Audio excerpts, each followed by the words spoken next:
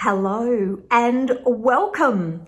Today we are going to be talking about the Five of Cups. We're going to be talking about the symbolism of this card, and what I'm going to be doing is weaving the symbolism together so that you get a really good sense of the meaning of this card.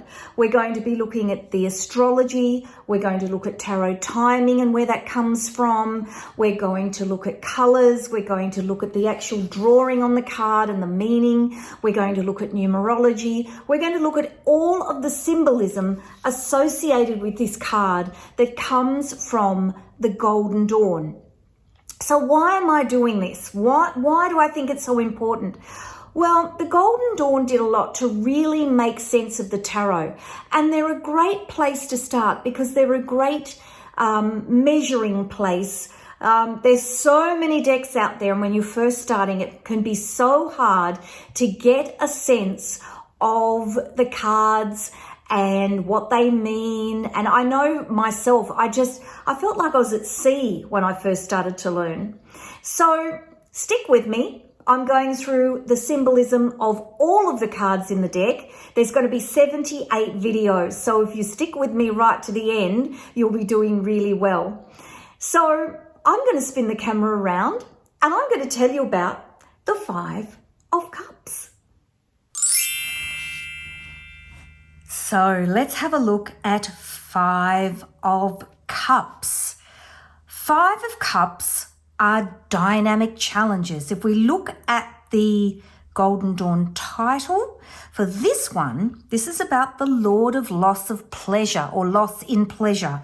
So this is a card about grief, the dynamic challenge of grief. Let's look at the other cards in the Minor Arcana that represent five. Five of Wands. Everybody's fighting, nobody's winning. Wands, Cups, our traditional order, Golden Dawn order, Swords, Five of Swords. Your dynamic challenge. You have won at all costs, but what is the cost? And five, your dynamic challenge. Are you able to reach out for the help you need? Because it's right there. So that's five. Now we're going to talk about each one of these cards in turn with a separate video. If you would like to know where all my knowledge comes from, I'm a great one for cheat sheets. That's how I teach the tarot. I do videos and I have cheat sheets available for you like these in my Etsy shop that you can purchase and use to follow along with the videos and help you with your learning of the tarot. So here they are here. And this is, you don't have to learn all this off by heart. My hope is you're going to listen to these videos and it's little bits of it are going to, the bits that you need are going to stick like osmosis.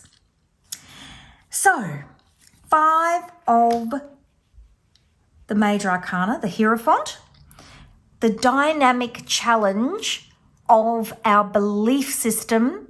And I always think of this as the card of boundaries, of personal boundaries. What do you want and don't want in your life? And I've done a whole video on this card and there's lots to talk about with it because a lot of people look at the Hierophant and think, marriage! And it's kind of about that, but I think it's about a lot more than that. And Temperance, measuring up your options. What challenge will you take? Dipping your toe in the water, measuring the water from cup to cup, thinking about what is it that you want for yourself in terms of what's happening in your life. Where will you go? What will you do? And how do you keep your equilibrium? So they are the cards in the Major and Minor Arcana that relate to five.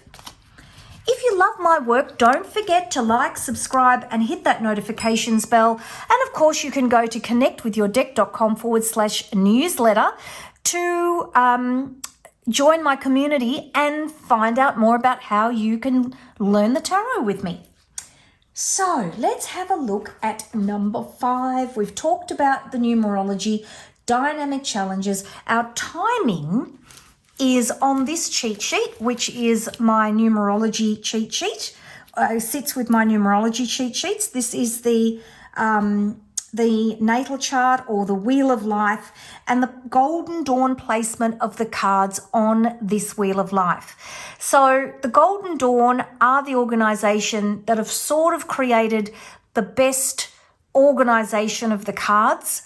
And when I teach my tarot for beginners, which is coming very, very soon, I'll explain all of that to you and why I use the golden dawn as that place to start learning the tarot. So we are into the next set of cards. So we're over here into the next quadrant. And we are card number 5. So we are sitting here in the first decan of Scorpio, October 23 to November the 1st. And we are Mars here in Scorpio is our planetary attribution. Psychic passion, power, and emotion. And we always think of Mars in retrograde. So this, Mercury retrograde. I'm sorry. This is Mars that we're talking about. So Mars rules confidence to take on a challenge, but when blended with water energy of Scorpio, any enthusiasm you feel may be undermined and dampened. You may feel worried, you will be destabilized, you may even experience great disappointment, unfulfilled desires, regrets, or even grief that make it impossible for you to find the enthusiasm you once had. So your 5 of Cups, focusing on the negative at the expense of the 2 upright cups or the positive. So the timing of this card, October 23 to November 1, traditional timing of summer. So again, if we look at the Kabbalah of this card, we're looking at Jabura or strength, and we're looking at, again, all of the 5s in the minor arcana sit on this Seraphot, and it's different aspects of the dynamic challenge of 5. So this particular 5 is the strength to know ourselves and manage our response to others, the power of good judgment and clear thinking. So this is about the disruption that happens when you are too focused on your grief and not focused enough on the positive. Let's look at the symbolism of this card. Grey sky, which we've talked about so much, representing confusion. This is a card of confusion. The black cape, symbolizing loss. He's gazing at the river of representing emotion.